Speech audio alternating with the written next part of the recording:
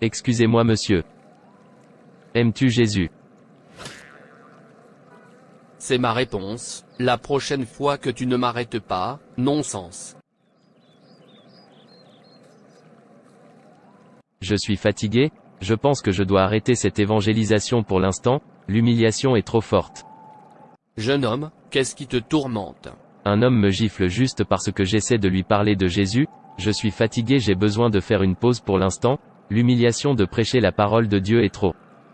Mon fils, prends garde que personne ne t'enlève ta couronne, car c'est le but de ta vie. Je n'ai jamais dit que ce serait facile, je n'ai jamais dit qu'il ne se moquerait pas de toi, je n'ai jamais dit, tu ne le seras pas persécuté. Si tu étais du monde, il t'aimerait comme sien. Au contraire, le monde te hait, parce que tu n'es pas du monde, mais je t'ai choisi du monde. Souviens-toi de la parole que je t'ai dite, aucun serviteur n'est plus grand que son maître. S'ils m'ont persécuté, ils vous persécuteront aussi.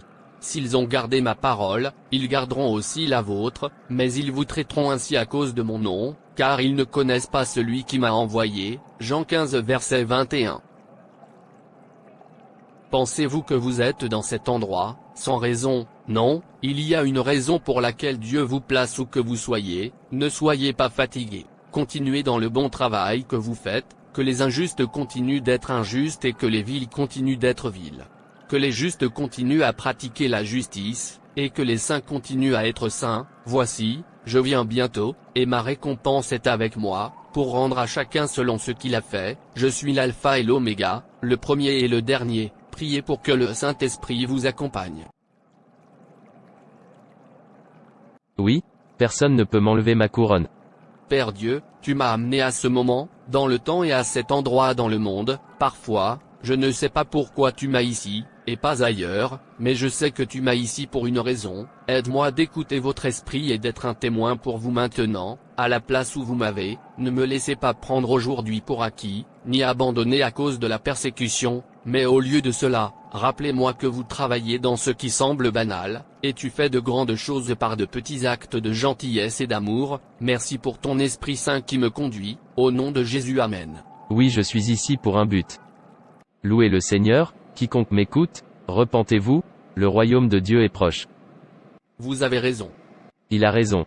Lorsque vous recevez Jésus, comme votre Seigneur et Sauveur, le Saint-Esprit vient et vit en vous. Avec l'aide du Saint-Esprit, vous pouvez être des témoins du Christ, où que vous soyez. Vous n'avez pas besoin d'être dans un certain endroit pour parler de Jésus, et être un témoin de lui. Nous pouvons montrer aux autres l'amour de Jésus, dans notre bureau à nos collègues, et dans la ville où nous vivons. Nous sommes appelés à être témoins partout où nous allons, partout où Dieu vous a en ce moment. C'est là qu'il veut que vous soyez témoins pour lui. Ne laissez personne vous frustrer de votre bon travail. Merci d'avoir regardé.